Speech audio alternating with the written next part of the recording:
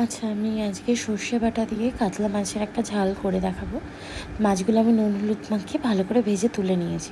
আর এখানে কালো সর্ষে, সাদা সর্ষে, কাঁচা লঙ্কা, হলুদ আর নুন দিয়ে সর্ষেটা বেটে রেখেছি।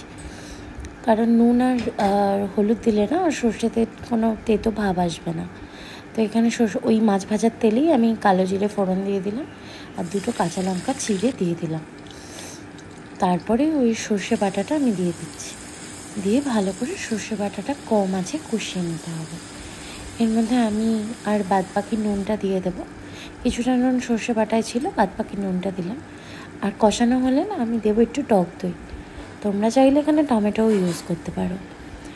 তারপরে দিয়ে দিলাম সামান্য একটু কাশ্মীরি লঙ্কার গুঁড়ো, দিয়ে ভালো করে এবার আমি আস্তে আস্তে এটা কষিয়ে নেব।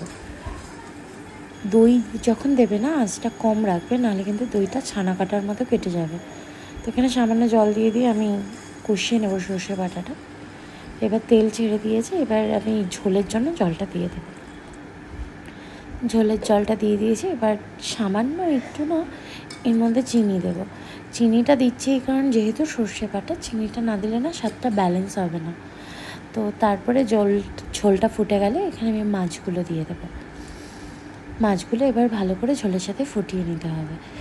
নামানোর আগে ওপর থেকে কাঁচা সর্ষের তেল দিলেই ব্যাস রেডি। সর্ষে দিয়ে কাতলা মাছের ঝাল করে দেখো, একদিন ভালো লাগবে তোমাদেরও। বাই।